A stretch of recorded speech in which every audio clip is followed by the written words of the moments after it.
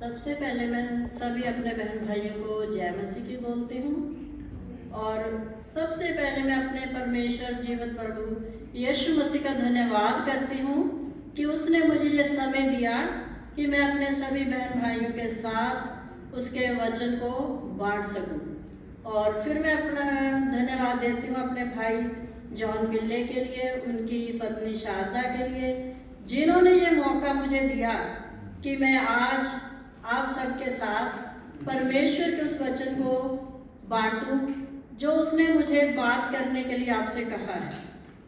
तो जो वचन का आज का विषय है वो है परमेश्वर की आवाज को सुनना और उस पर चलना। वचन का विषय है परमेश्वर की आवाज को सुनना और उस पर चलना। आज बहुत से लोग हैं जिनको परमेश्वर आवाज देता है अपने वचन के लिए, अपने कार्य के लिए, लेकिन हम सब क्या हैं, उसकी आवाज को सुनना ही नहीं चाहते, उस पर चलना ही नहीं चाहते, क्योंकि परमेश्वर की योजना हर एक इंसान के जीवन के लिए अलग अलग है। मुझे वो अपने कार्य के लिए अलग से इस्तेमाल करता है, आपको अलग से इस्तेमाल करेगा, क्योंकि हर एक के जीवन के लिए उसने पहले से ही कोई ना कोई योजना बना रखी है। तो आज हम वचन में जानेंगे बाइबल में से कि प्रभु यीशु मसीह ने अपने बच्चों के लिए कैसी कैसी योजनाएं बना रखी है। और वचन में लिखा है कि जो योजनाएं मैं तुम्हारे विषय में बनाता हूँ वो तुम्हारे लाभ की है, हानि के लिए नहीं। तो हम वचन स्टार्ट करते हैं, परमेश्वर की आवाज को सुनना और उस पर चलना। तो सबसे पहले हम बाइबल में से देखते हैं कि इब्राहिम जो है, जिसे हम विश्वासियों का पिता कहते हैं, उसने परमेश्वर की आवाज को सुना और उस पर चला। चलना बहुत जरूरी है और सुनना भी बहुत जरूरी है। इसलिए हम बाइबल में से पहले देख लेते हैं, उत्पत्ति की पुस्तक है ये, उसका 12 अध्याय है, उसका 1 वचन है। अगर किसी भाई बहन के पास हिंदी के बाइबल है तो वो पढ़ दे।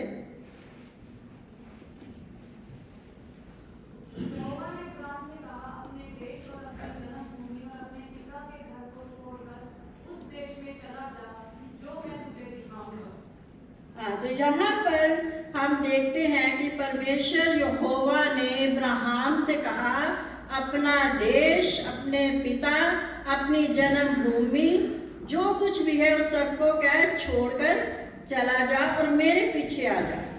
तो उसने क्या किया, छोड़ा ना परमेश्वर के लिए सब कुछ, उसने सब कुछ छोड़ दिया परमेश्वर के लिए।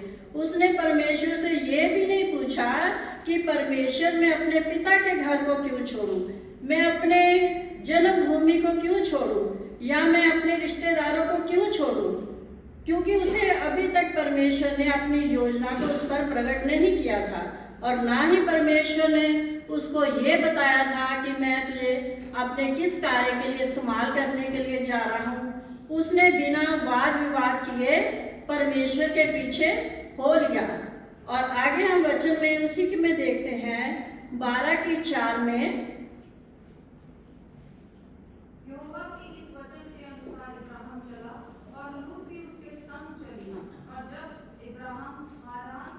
हारान देश से निकला, उस समय यह 35 वर्ष का था। तो यहाँ पर लिखा हुआ है कि जब इब्राहिम अपने घर से चला तो वो 75 ईयर ओल्ड मनुष्य था। जबकि हम देखते हैं कि जो अगर ओल्ड मनुष्य हो जाए तो वो कोई कार्य नहीं कर सकता अच्छे ढंग से, लेकिन वो इतनी आयु में भी उसने परमेश्वर की आवाज को सुना और वो अपने घर से चल पड़ा। और उसका भतीजा, उसके लूत जो था, वो भी उसके संग संग चला। उसने अपनी पत्नी को लिया, सारा को लिया, वो भी उसके संग चली। और जो भी उसका थोड़ा बहुत सामान था, भेड़ बकरी, धन दौलत, वो सबको लेके चला और परमेश्वर के पीछे हो लिया। और फिर भी वो वाद विवाद नहीं कर रहा कि परमेश्वर आप मुझे बुला रहे हैं, मैं अपना सब कुछ छोड़कर चला जा रहा हूँ, मेरे जीवन के लिए आपकी क्या योजना है। तब भी परमेश्वर ने उसे कुछ नहीं बताया। तो आगे फिर उस परमेश्वर ने उसको आवाज लगाई। उसे हम देखते हैं उत्पत्ति की 22:1 में,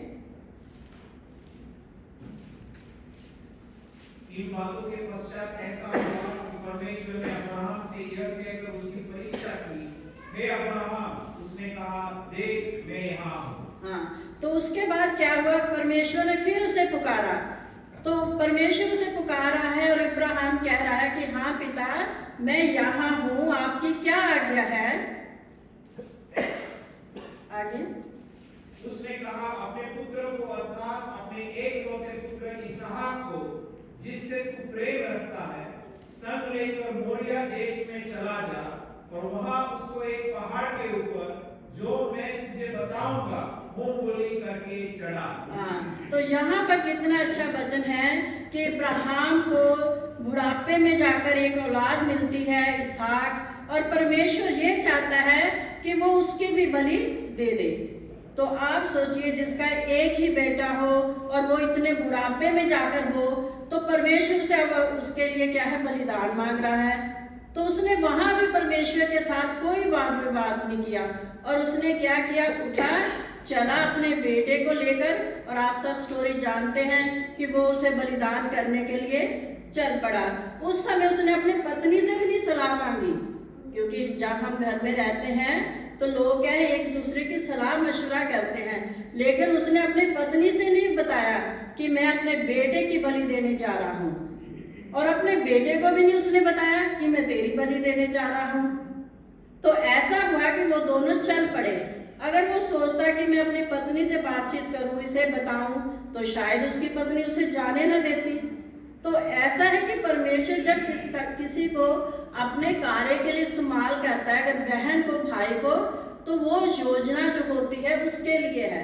हम शेयर कर सकते हैं, लेकिन बहुत सी योजनाएं ऐसी होती हैं जिसे परमेश्वर ये चाहता है कि वो अकेला ही करे। तो आगे चलकर हम देखते हैं मूसा नबी के बारे में। जो मूसा नबी थे, वो आप जानते हैं कि फिरौन की बेटी के पुत्र थे। उसने उसे अपना बेटा बना लिया था, और वो उसको शिक्षा दी गई थी वही मिस्रियों की। वो एक योद्धा भी था।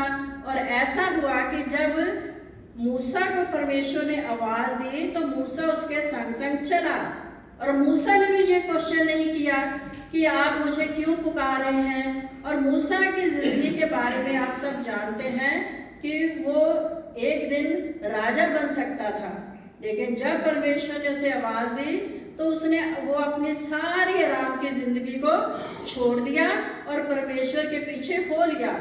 तो ऐसा है मूसा का जीवन। तो इसे हम पढ़ लेते हैं। निर्गमन की पुस्तक है 3 अध्याय उसकी 4 आयत को। जब यहोवा ने देखा कि मूसा देखने को मुड़ा चला आता है, तो परमेश्वर ने झाड़ी के बीच में उसको पुकारा, हे मूसा, हे मूसा। मूसा ने कहा, क्या आज्ञा। तो यहाँ पर आप देख रहे हैं कि झाड़ी जल रही है, और वो देख रहा है कि ये सड़ नहीं रही, और उस झाड़ी में से मूसा को आवाज आ रही है, हे मूसा, हे मूसा। तो उसने कहा, क्या आज्ञा। उसने परमेश्वर को अपने आप को दे दिया और पूछा कि आपकी आज्ञा क्या है। तो वो क्या परमेश्वर की आज्ञा को आगे सुन रहा है। जब परमेश्वर ने उसके जीवन के लिए योजना बताई, तो जैसे हम लोग कह देते हैं कि हमें बहुत सी कमजोरियां हैं, हम इस कार्य को नहीं कर सकते। आप जानते हैं कि मूसा नबी जुबान से थोड़ा सा हकलाते थे, उनकी ये कमजोरी थी एक। तो अपनी उस कमजोरी को लेकर वो क्या है, परेशान था। लेकिन जब परमेश्वर ने कहा, तो ठीक है, मैं तेरे लिए तेरा एक सहायक दे देता हूँ, उसका भाई हारून दिया। लेकिन जब आप जानते हैं कि जब वो फरौन के सामने पहुंचा, तो जब हारून के बोलने से पहले मूसा की जुबान अपने आप अच्छी हो गई। परमेश्वर ने उसे बताया कि मुंह को बनाने वाला कौन है, मैं ही हूँ। शरीर को बनाने वाला कौन है, मैं ही हूँ। इसलिए तुम अपनी कमजोरियों के ऊपर ध्यान मत करो, जो मैं कहता हूँ उसके अनुसार आप चलो। तो फिर परमेश्वर ने मूसा के जीवन की जो योजना थी उसे बताई कि कैसे तू मेरी कौम इस्राएल को गुलामी की जंजीरों में से निकालकर बाहर ले आएगा। तो मूसा की ने आप बाइबल पढ़ते हैं, उसमें लिखा हुआ है कि कैसे उसने उन सारी योजनाओं को परमेश्वर के संग पूरा किया। वचन में आप पढ़ते हैं परमेश्वर अकेला काम नहीं करता। ये वचन आप याद रखिए, परमेश्वर हमेशा अपने बच्चों को साथ लेकर कार्य करता है, क्योंकि उस कार्य को करने के लिए इंसान को परमेश्वर ने बनाया और परमेश्वर चाहता है कि मैं अपने उन बच्चों के साथ मिलकर ही कार्य करूं, क्योंकि करने को तो परमेश्वर बहुत कुछ कर सकता है। जब वो उसने धरती, आसमान, पेड़ पौधे बना दिए तो वो किसी से भी अपना कार्य ले सकता है, लेकिन धरती पर रहते हुए इंसानों के जीवन में कार्य करने के लिए परमेश्वर को अपने बेटे बेटियों की ही जरूरत होती है। तो आगे हम देख लेते हैं, जब मूसा नबी का चुनाव हो गया, वो चल पड़ा, तो उसने कैसे कौम इस्राएल को वहां गुलामी की जंजीरों में से निकाला। आगे हम देखते हैं प्रभु यीशु मसीह के चेलों के बारे में। तो जब प्रभु यीशु मसीह ने अपने चेलों को पुकारा तो वो भी उसके पीछे हो लिए। उन्होंने भी ये नहीं कहा कि नहीं प्रभु, हमारे तो परिवार हैं, हम अपने परिवारों को कैसे छोड़ दें। तो आगे हम पढ़ते हैं, मत्ती रसूल की अंजील है ये, उसका 4 अध्याय और उसकी 19 और 20 आयत।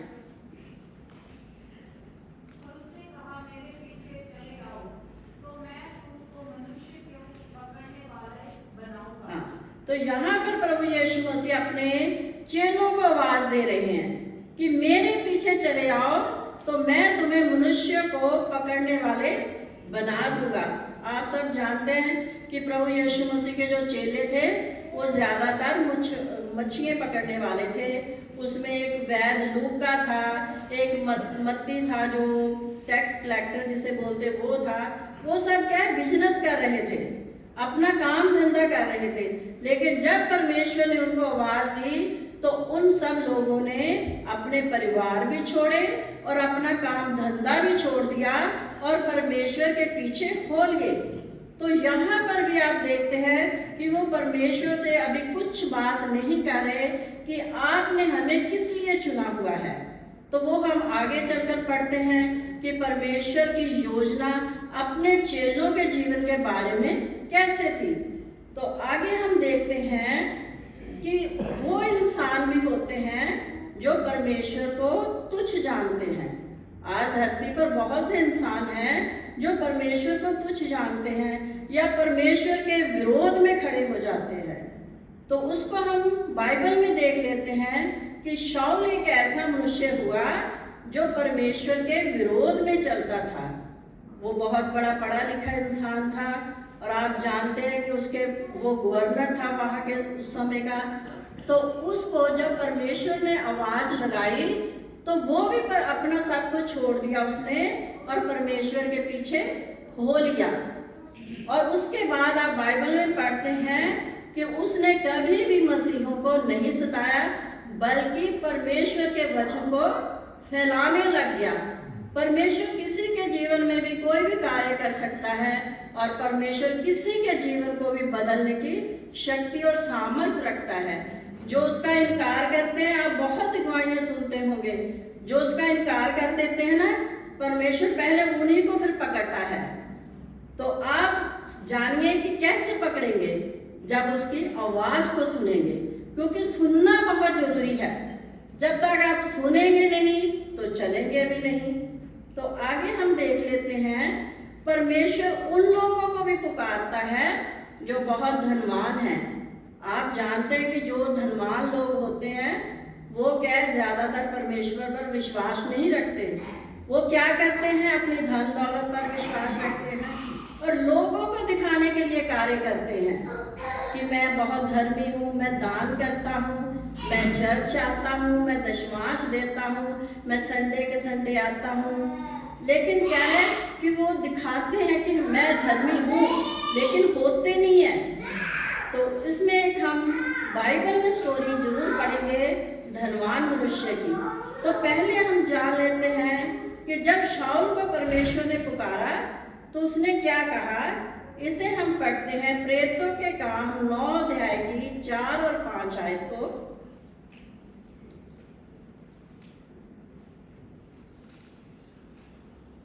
और वो भूमि गिर पड़ा और ये शब्द सुना, हे शाऊल, तू मुझे क्यों सताता है? हाँ, तो यहाँ पर लिखा है जब परमेश्वर ने उसे पुकारा तो उसके ऊपर रोशनी इतनी आ गई कि उसकी आंखें धुंधला गई और वो गिर पड़ा और वो कहने लगा, प्रभु ने उसको आवाज दी, हे शाऊल, तू मुझे क्यों सताता है? तो उसने कहा, प्रभु तू कौन है जिसे मैं सताता हूँ? तो परमेश्वर ने उसे कहा, तू जो मेरे बच्चों को सताता है मुझे ही सताता है। तो इसका मतलब क्या है कि परमेश्वर की निगाह अपने बच्चों के ऊपर हर समय रहती है। तो उसने जान लिया कि ये जो शाऊल है ये मेरे बच्चों को सता रहा है, अब मैं इसे अपने ही कार्य के लिए क्या है इस्तेमाल करूंगा और इसे बताऊंगा कि दुख कैसे होते हैं। तो आप वचन में पढ़ते हैं कि शाऊल ने बहुत से दुख उठाए जो बाद में पौलुस बन गया और उसने मेहनत भी बहुत की परमेश्वर के वचन को फैलाने की। जो आज हम पत्रियां पढ़ते हैं वो सब क्या है पौलुस की लिखी हुई है, जब उसका जीवन परमेश्वर ने बदला। तो आगे हम देख लेते हैं, परमेश्वर हमें भी पुकारता है। आपको पुकारता है कि नहीं? हाँ जी, पुकारता है, तभी तो आप यहाँ बैठे हो। अगर परमेश्वर आपको पुकारता ही नहीं तो आप यहाँ करने क्या आए? ठीक है ना, परमेश्वर की बात को सुना आपने, तभी तो आप यहाँ पर आकर बैठे, उसके साथ संगति करने लगे। तो इसे हम देख लेते हैं कि मनुष्य के जीवन के लिए परमेश्वर की योजना क्या होती है। तो आगे हम वचन में पढ़ते हैं प्रकाशित वाक्य की पुस्तक उसका 2 अध्याय उसके 29 आयत को। जिसके कान हो वह सुन ले कि आत्मा कलीसियाओं से क्या कहता है। हाँ, तो यहाँ पर परमेश्वर अपनी आत्मा के द्वारा इंसानों को कह रहा है कि जिसके कान हो वह सुन ले कि आत्मा कलीसिया से क्या कहता है। आज परमेश्वर अपनी आत्मा के द्वारा आपसे बातचीत करना चाहता है। वो कहता है, हे मेरे बेटी, हे मेरे बेटे, लौट आओ।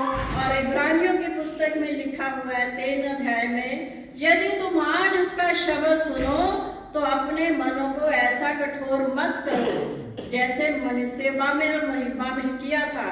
तो परमेश्वर जब आपको आवाज दे तो आप तुरंत उसकी आवाज को सुनिए और उस पर क्या है चलिए। जैसे इब्राहिम ने उसकी आवाज को सुना और उस पर चला, जब वो चला तो परमेश्वर ने फिर उसके जीवन में अपनी योजना को क्या है प्रकट करना शुरू कर दिया। तो हम वचन में आगे पढ़ लेते हैं कि जब इब्राहिम को परमेश्वर ने चुना तो वो कहाँ बैठा हुआ था? अपने तंबू के भीतर में।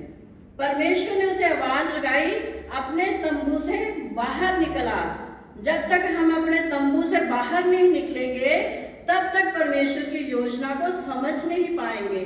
तो जब वो अपने तंबू से बाहर निकला तब परमेश्वर ने उसके ऊपर अपनी योजना को प्रकट किया कि मैं तुझे एक बेटा दूंगा जो तेरे वंश को बढ़ाएगा, मैं फिर उनके साथ साथ चलूंगा।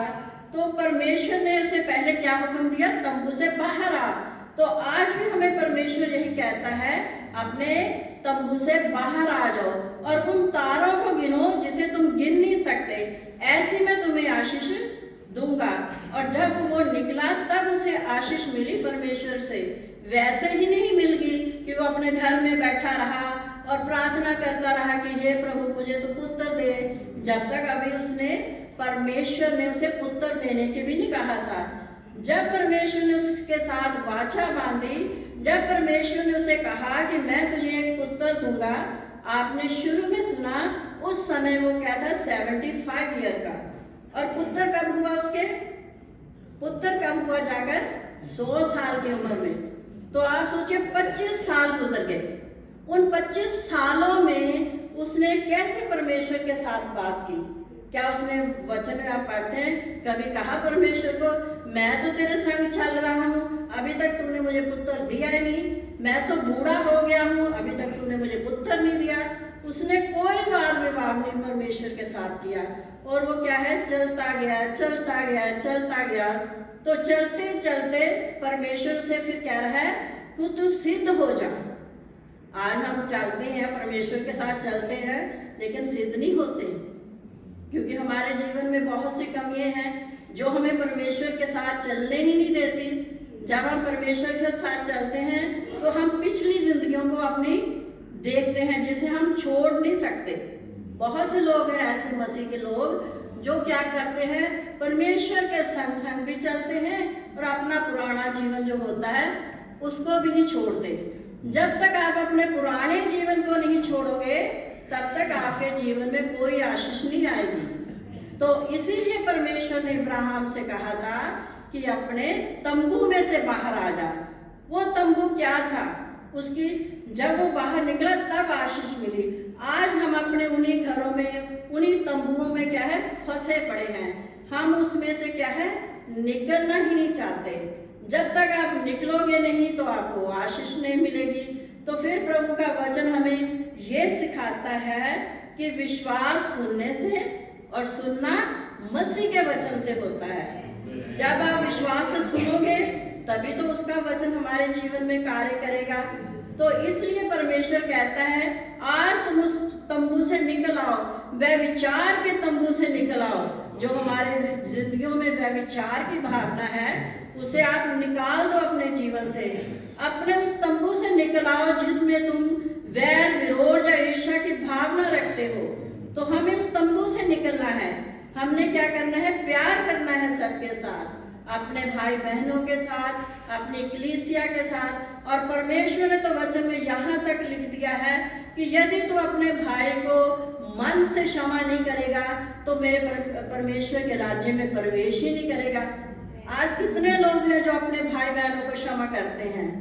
बहुत कम लोग। और अगर आप मसीह को जानते हैं, उसके वचन पर चलते हैं, तो आपको अपने दिल से अपने बहन भाइयों को क्षमा करना पड़ेगा, तब परमेश्वर को देखोगे। ऐसे नहीं, अगर तुम वैसे ही चर्च में आ जाओ, संडे को आ जाओ, घर पे प्रार्थना कर लो, अगर अपने भाई को क्षमा ही नहीं आप करते तो आप परमेश्वर को नहीं देख सकते। क्योंकि परमेश्वर ने तो हमें ये भी हुक्म दिया है कि तू अपने दुश्मनों से भी प्यार कर, और हम अपने बहन भाइयों से नहीं प्यार करते। हम तो अपने बहन भाइयों से भी नहीं प्यार करते। तो परमेश्वर कहता है ऐसे जो तंबू तुम्हारी जिंदगी में है, गुनाह का तंबू तुम्हारी जिंदगी में है, उससे क्या है, बाहर आ जाओ, तब मैं तुम्हें क्या है, अपनी बहुत सारी बरकत और आशीष दूंगा। बहुत से लोग कहते हैं कि मेरे जीवन में तो प्रभु बहुत सी कमियां हैं, मैं तो एक अच्छा इंसान हूं ही नहीं। बहुत से लोग ऐसे ही प्रार्थना करते हैं। जब हमारा बनाने वाला धर्मी है तो कहिए मैं भी धर्मी हूँ, जब वो पवित्र है तो कहिए मैं भी पवित्र हूँ। वो हमें क्या धर्मी बनाने के लिए ही आया है, नहीं तो उसकी कुर्बानी क्या जाती, व्यर्थ हो जाती। फिर तो उसको कुर्बानी देने की जरूरत ही नहीं पड़ती। अगर हम आज भी कहते रहते हैं जी मैं तो पापी हूँ, बहुत से लोग यही कहते हैं मैं पापी हूँ, लेकिन अगर आप पाप को ही दोहराते जाओगे तो वो आपके जीवन में बना ही रहेगा। अगर कहोगे तुम मैं धर्मी हूँ तो परमेश्वर आपको धर्मी बनाएगा। तो इसलिए अपनी थोड़ी सोच को भी बदलना चाहिए। हमने क्या है, वचन के अनुसार चलना है, ना कि दुनियावी बातों की तरफ ध्यान देकर। और परमेश्वर का वचन हमें ये भी सिखाता है याकूब की पत्री में, जिसमें लिखा हुआ है कि परमेश्वर के निकट आओ तो वो तुम्हारे निकट आएगा। जब हम परमेश्वर के निकट जाएंगे तभी तो वो हमारे निकट आएगा। अगर हम घरों में बैठे रहेंगे, प्रार्थना ही नहीं करेंगे, परमेश्वर से बात ही नहीं करेंगे, परमेश्वर की आवाज को ही नहीं सुनेंगे कि वो हमसे क्या कहना चाहता है, तो वो आपके निकट कैसे आ सकता है? जैसे मान लो किसी के लिए किसी ने दोस्ती करनी है तो मुझे उसके पास जाना पड़ेगा, तभी तो मैं जान पाऊंगी इसका स्वभाव कैसा है, ये कैसी चाल चलता है। तो इसीलिए परमेश्वर जब आपको पुकार रहा है मेरे पास आओ, जब आप उसके पास आओगे, उसकी पुकार को सुनोगे, तब आप जानोगे कि परमेश्वर कितना भला और चंगा है। तो इसलिए परमेश्वर ये कहता है जो भी तुम्हारे जीवन में कमियां हैं उसे मैं दूर करूंगा। और अपनी लास्ट में यही परमेश्वर कहते हैं कि अपनी गवाही देना मत भूलो।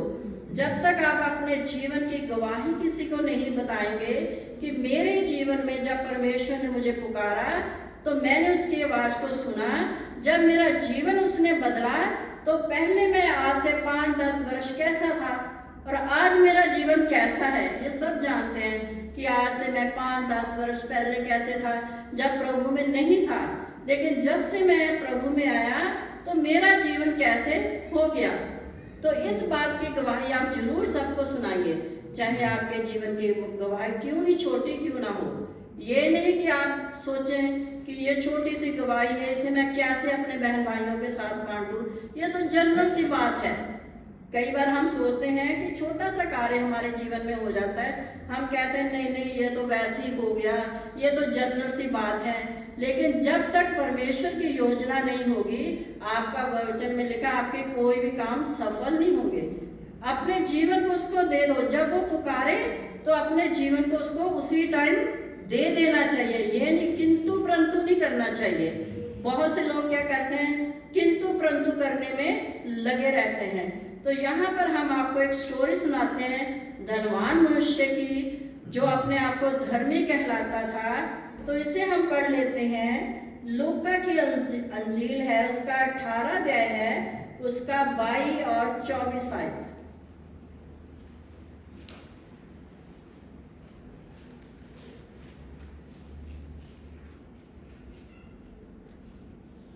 यह सुन यीशु ने उससे कहा, तुझे मैं अभी एक बात की घटी है, अपना सब कुछ बेचकर कंगालों को बांट दे और तुझे स्वर्ग में धन मिलेगा और आकर मेरे पीछे हो ले। हाँ, तो यहाँ पर एक स्टोरी है धनवान मनुष्य की। जैसे हमने पहले सुनाया कि वो धनवान लोगों को दिखाने के लिए कार्य करता था। वो कहता है कि मैं तो 10 हुक्म भी मानता हूँ, मैं अपने माता पिता का आदर भी करता हूँ और मैं क्या है दशवांश भी देता हूँ। तो परमेश्वर कहता तब भी तुझ में एक घटी है। उसने पूछा कौन सी घटी? तो परमेश्वर ने कहा कि अपना सब कुछ बेच दे जो तेरे पास है, धन दौलत उसे बेच और गरीबों को दे दे। लेकिन वहां आगे चलकर आप पढ़ते हैं, लिखा है वो सिर झुकाकर चला गया। क्यों चला गया? क्योंकि वो बहुत अमीर था और वो नहीं चाहता था कि मैं संसार की दुनिया को छोड़कर परमेश्वर के पीछे आऊं। परमेश्वर ने वचन में आप पढ़ते उसे सिखाया भी था कि जहां तुम्हारा धन है वहां तुम्हारा मन भी लगा रहेगा। लेकिन उसने अपना मन कहाँ लगाया? दुनियावी धन के ऊपर, जो एक दिन नाश हो जाएगा। हमें अपना मन कहाँ लगाना है? परमेश्वर के वचन पर, जो सदैव धन हमारे साथ रहेगा, वही धन हमारे साथ ऊपर जाएगा। अगर दुनियावी धन आप जितना मर्जी कमा लो, वो जैसे आता है वैसे ही चला जाता है, कुछ नहीं रहता पास में। इंसान ऐसे खाली हाथ आता है, खाली हाथ चला जाता है। तो परमेश्वर का वचन ये कहता है अपने लिए स्वर्ग में धन इकट्ठा करो। तो जब हमारा धन स्वर्ग में इकट्ठा होगा तो हमारा मन अपने आप वहां लगा रहेगा। अगर हमने स्वर्ग में धन इकट्ठा ही नहीं किया तो हमारा मन भी कैसे लगा रहेगा? आप सोचिए, कंगले होगे तो आप ऊपर नहीं जाओगे? जाओगे? कोई ऐसा इंसान है जो कंगला होकर ऊपर जाए और वहां कहे जी प्रभु मेरे लिए कुछ भी नहीं है, कुछ भी नहीं है, मैं क्या करूं? तो इसलिए अपने धन को स्वर्ग में इकट्ठा करो, जहां तुम्हें प्रतिफल देगा तुम्हारे कार्यों का। अगर तुमने दुनियावी धन प्राप्त कर लिया है, अच्छे काम भी कर लिए हैं, लेकिन परमेश्वर की आवाज को ही नहीं सुना, तो वो क्या है? बिल्कुल बेकार है हमारा जीवन। आज हम देखते हैं बहुत बार पवित्र शास्त्र में लिखा है परमेश्वर अपने वचनों को, अपनी आवाज को किसके जरिए प्रकट करता है? उसने कोई अनोखी आवाज से नहीं आपको पुकारना। या तो वो अपने पास्टर के जरिए, जो आपका पास्टर है उनके जरिए बात करेगा, या फिर अपने किसी बहन भाई के जरिए जो विश्वासी है उसके जरिए बात करेगा। ऐसा कुछ नहीं है कि परमेश्वर डायरेक्ट ऊपर से आ जाए और आपसे बातचीत करे। ऐसा कभी नहीं होता, क्योंकि वचन में लिखा हुआ है कि निष्पाप कोई भी नहीं है, सबने पाप किया है। तो परमेश्वर अपनी योजना को किसी न किसी इंसान के जरिए आप तक पहुंचा देता है। और बहुत बार होता है कि हम वर्शिप कर रहे होते हैं, बड़े आनंद के साथ परमेश्वर की हजूरी में बैठे होते हैं और परमेश्वर का आत्मा वहाँ उतर आता है। और जब परमेश्वर का आत्मा उतर आता है तो वो हमारे मनों में क्या कोई ना कोई बात जरूर डालता है। आप ध्यान से नहीं सुनते। जब कोई परमेश्वर का वचन भी आपको सुनाता है, जब जिस समय वर्शिप भी होती है, उस समय परमेश्वर की आप हजूरी में भरपूर होते हैं उसकी पवित्र आत्मा से, तो उस समय वो आपसे बातचीत कर रहा होता है। लेकिन हम क्या है, मगन होते हैं, उसकी आवाज को सुनते नहीं है। तो वचन में लिखा है जब तुम उसको पुकारोगे तो वो तुम्हारी सुनने लगेगा, और जब वो तुम्हारी सुनने लगेगा तो तुमसे बात करने लग जाएगा, और जब तुमसे वो बात करने लग जाएगा तो तुम्हारे जीवन में कोई घटी ही नहीं होगी ना। तो इसलिए परमेश्वर की आवाज को सुनना बहुत जरूरी है। जब तक आप आवाज को नहीं सुनेंगे आपका जीवन नहीं बदलेगा। तो अपने जीवनों को बदलने के लिए परमेश्वर के वचन में लिखा है ध्यान से सुनो कि वो तुमसे कैसे बात करता है। बहुत बार परमेश्वर का वचन हमारे बड़ों के जरिए भी हमसे बातचीत करता है, और हम क्या करते हैं, अपने बड़ों की बात को अनसुना कर दे। ये बुढ़ा बोलता ही है, पंजाबी च आप कह देंगे ये बुढ़ा तो ऐਵੇਂ ही बोलता रहता, पंजाबी की बात है ये। लेकिन नहीं, आप बूढ़ों के ध्यान को बात से सुने, क्योंकि वो उनके जीवन का एक्सपीरियंस होता है जो वो हमारे साथ शेयर करते हैं। और हम बच्चे कहते हैं छड़ बड़ा ये तो ऐਵੇਂ ही बोली जाता, यदि गल ते ध्यान नहीं करना। लेकिन हमें अपने बुजुर्गों की बात को सुनना चाहिए, क्योंकि उन्होंने बहुत समय परमेश्वर के साथ गुजारा होता है। इसलिए परमेश्वर का वचन कहता है जब भी मेरी आवाज तुम पर पहुंचे तुम उसको ग्रहण कर लो। वो प्रकाशित वाक्य की पुस्तक में आप पढ़ते हैं, उसमें 7 बार उसने हमें आवाज दी है।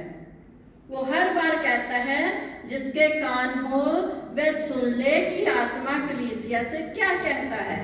तो हमें उसकी आवाज को सुनना चाहिए, और जब उसकी आवाज आपके पास आएगी, जब वो आप कार्य करने लग जाओगे, तो आपके जीवनों के बदलाव को दुनिया देखेगी। परमेश्वर तो आपके जीवन को बदलेगा, लेकिन दुनिया भी उस बदलाव को देखेगी। वो कैसे देखेगी? आज से हम बहुत बार अपनी गवाही लोगों में शेयर करते हैं कि हम ज़्यादा अमीर नहीं हैं, हम बिल्कुल मिडिल क्लास हैं, हमारे पास कुछ नहीं था, लेकिन आज मेरे प्रभु यीशु मसीह ने मेरे बच्चों को इतना उत्तम बना दिया कि लोग देख रहे हैं। क्योंकि परमेश्वर का वचन कहता है कि तुम दीन बन जाओ तो वो तुम्हें श्रोमणीय बना देगा। इसलिए हमें क्या है, दीन बन जाना चाहिए, परमेश्वर की आवाज को सुन लेना चाहिए कि वो क्या कहता है। वो अपने आप सारा कुछ पूरा करेगा। वचन में लिखा हुआ है कि यहोवा मेरे लिए सब कुछ पूरा करेगा। जबूरों की पुस्तक में है 138 जबूर में कि यहोवा मेरे लिए सब कुछ पूरा करेगा। आपको कुछ पूरा करने की जरूरत नहीं है, आपको सोचने की जरूरत नहीं है कि कल मैं क्या खाऊंगा, क्या पहनूंगा। परमेश्वर कहता है इन बातों को मेरे पे छोड़ दे। और हमने अपनी जिंदगी में ये देखा है कि परमेश्वर ने हमारे साथ कैसे कैसे बड़े बड़े अद्भुत कार्य किए हैं। जब उसके साथ हम चले, उसकी आवाज को हमने सुना, तब परमेश्वर ने हमारे जीवनों में कार्य किया। ऐसे नहीं करता परमेश्वर कि आप चलो जी, बहुत से लोग कहते हैं हम तो जन्म से मसीह हैं जी। बहुत से लोगों की बात, मैं इंडिया के लोगों की बात बताती हूँ, यहाँ की तो मुझे पता नहीं है, लेकिन इंडिया में लोग कहते हैं मैं तो जन्म से मसीह हूँ जी, मेरी परिवार जन्म से मसीह है। मसीह होने से क्या हो जाएगा? जब आपने अपना जीवन बदला ही नहीं, परमेश्वर के वचन को सुना ही नहीं, उसकी आवाज को सुना ही नहीं, तो आप मसीह कैसे बन गए? क्योंकि वचन में साफ लिख दिया है कि जो मुझे हे प्रभु कहता है उनमें से सभी परमेश्वर के राज्य में प्रवेश कभी नहीं करेंगे। जितना मर्जी कह लो कि असी मसीह परिवार से पैदा हुए, सानू खानदान चाहे वारिस हैं जी, असी प्रभु यीशु मसीह के वारिस बनने के लिए उसकी आवाज को सुनना पड़ेगा। जैसे एक पिता अपने बच्चे को बड़ा करता है तो वो क्या कहता है, उसको बढ़ाने के लिए बहुत समय लग जाता है। तो बच्चा वो आगे चलकर अच्छा बन जाता है तो परमेश्वर कहता है, उसकी गवाही देता है, ये मेरा बेटा है। वो सब में गवाही देता है। जैसे अय्यूब की गवाही को आपने बाइबल में सुना, उसने परमेश्वर की आवाज को सुना तो परमेश्वर ने उसकी गवाही खुद दी कि इस जैसा खरा मनुष्य मैंने धरती पर नहीं देखा। अगर आज हम चलते हैं प्रभु के संग, उसकी आवाज को सुनते हैं तो प्रभु हमारी भी गवाही देगा। वो हमें अपने राज्य का वारिस बनाएगा। जैसे एक दुनियावी एग्जाम्पल है, अगर किसी का बेटा डीसी लगा हो तो माँ बाप की कहते हैं, पंजाबी से कहते हैं, मेरा पुत्र डीसी है, हुण मैंने किसी चीज की लोड़ नहीं। क्योंकि उसको ये गर्व हो गया कि मैंने इसको इतनी अच्छी शिक्षा दिलाई कि ये आज डीसी की पोस्ट पर बैठा हुआ है।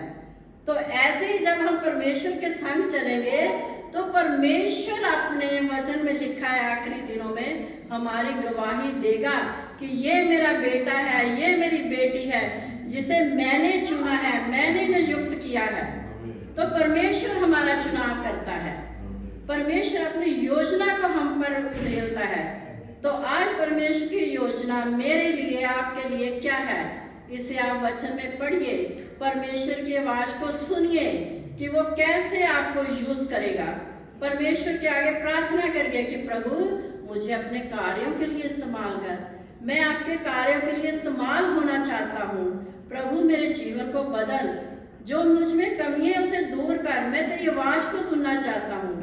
जब आप अपनी कमियों को दूर करेंगे परमेश्वर अपने आप आपसे बातचीत करने लग जाएगा। तो बहुत से ऐसी बात है, एक एग्जाम्पल हम आपको देते हैं कि जैसे मान लो हमारे छोटे बच्चे हैं, अगर वो कैसे भी गंदे हो, नाक बह रही है उनकी, कपड़े गंदे हैं, पोटी की हुई है उन्होंने बीच में, अगर वो भागकर हमारे पास आएगा तो हम उसे ऐसे ही गोदी में उठा लेते हैं। हम उसको धक्का तो नहीं देते कि परे जा, पहले साफ हो के आ, फिर मैं तुम गोदी से उठाऊंगा, नहीं करते ना। माँ हो या पिता हो, वो उसे क्या साफ करते हैं। ऐसे ही परमेश्वर है हमारा, हम में जितने मर्जी गुनाह क्यों ना हो, जितने मर्जी हमने पाप क्यों ना की हो, जब हम उसके पास आएंगे तो वो हमें गले से लगाएगा, हमें साफ करेगा। जैसे एक माता पिता अपने बच्चों की गंदगी को साफ करते हैं, वैसे वो हमारे गुनाहों को साफ करेगा। ये कब होगा? जब हम उसकी आवाज को सुनेंगे। देखते हैं ना छोटे बच्चे, जब हम पुकारते हैं तो बच्चे अपने माँ बाप के पास जाते हैं, किसी दूसरे के पास कभी नहीं जाएंगे। बेशक आप जितना मर्जी किसी के बच्चे से प्यार कर लो, लेकिन वो भागकर कहाँ जाएगा? अपने माँ के पास या अपने पिता के पास। इसी तरह आप परमेश्वर की आवाज को सुनिए तो आप में जितने भी गुनाह, जितने भी पाप किए हैं, वो आपको अपनाएगा ही अपनाएगा। कभी नहीं आपको छोड़ेगा कि जा पहले साफ हो के आ, फिर मैं तुझे अपनाऊंगा। जब परमेश्वर हमें साफ करने के लिए तैयार है तो उसके पास हमें आना चाहिए। वो हमें पुकार रहा है, हे मेरे बेटी, हे मेरे बेटे, लौट आ, लौट आ। बार बार वो कहता है कि लौट आ, लौट आ, मैं तुझे अपने पास रखूंगा। तो हमें क्या है? परमेश्वर की आवाज को सुनना है। आज अगर परमेश्वर आपको कहता है कि आपके पास बहुत सा धन है तो आप उस धन का सही इस्तेमाल कीजिए। अगर कोई बीमार है, गरीब है, उसको थोड़ा सा दीजिए कि वो अपनी बीमारी को ठीक करवा ले, या किसी बच्चा कोई अनाथ है उसको बुक्स वगैरह लेके दे दो कि वो थोड़ी सी स्टडी कर ले, पढ़ाई कर ले। तो अगर कोई बीमार है, कभी कभी परमेश्वर कहता है कि तू उसके लिए प्रार्थना भी कर, ये भी उसकी पुकार है। अगर आपको पता चलता है कि मेरा कोई बहन भाई कलीसिया में बीमार है, किसी परेशानी में है, तो प्रार्थना कीजिए। परमेश्वर आपसे बात कर रहा है कि उस बहन के लिए, उस भाई के लिए तू क्या कर? प्रार्थना कर। और वचन में लिखा है धर्मी जन की प्रार्थना से बहुत कुछ हो सकता है। जब परमेश्वर ने आपको धर्मी बना दिया, आप धर्मी बन गए, तो आपकी प्रार्थना के जरिए बहुत से लोगों के क्या है? जीवन बदल जाते हैं। तो आज परमेश्वर की आवाज को सुनिए कि परमेश्वर आपसे कैसे बातचीत करता है, कैसे वो आपकी अगुवाई करता है। आप अपने पवित्र आत्मा को परमेश्वर की हजूरी में लाइए। उसने पवित्र आत्मा सबको दिया है, ऐसा नहीं है। वचन में लिखा हुआ है कि जिस दिन तुम बपतिस्मा ले लेते हो उसी दिन पवित्र आत्मा तुझ पर नाजिर हो जाता है।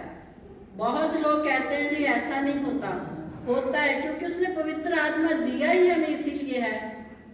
तो इसलिए परमेश्वर कहता है अगर आज तुम उसका शब्द सुनो तो अपने मनों को कठोर मत करो, परमेश्वर की आवाज को सुनो, उस पर चलो। चाहे वो कोई आपको छोटा कार्य करने के लिए कह रहा है उसको करो, तो आपके जीवन को क्या परमेश्वर बदलेगा और उसके जीवन को भी परमेश्वर क्या है बदलेगा। तो सबको जय मसीह।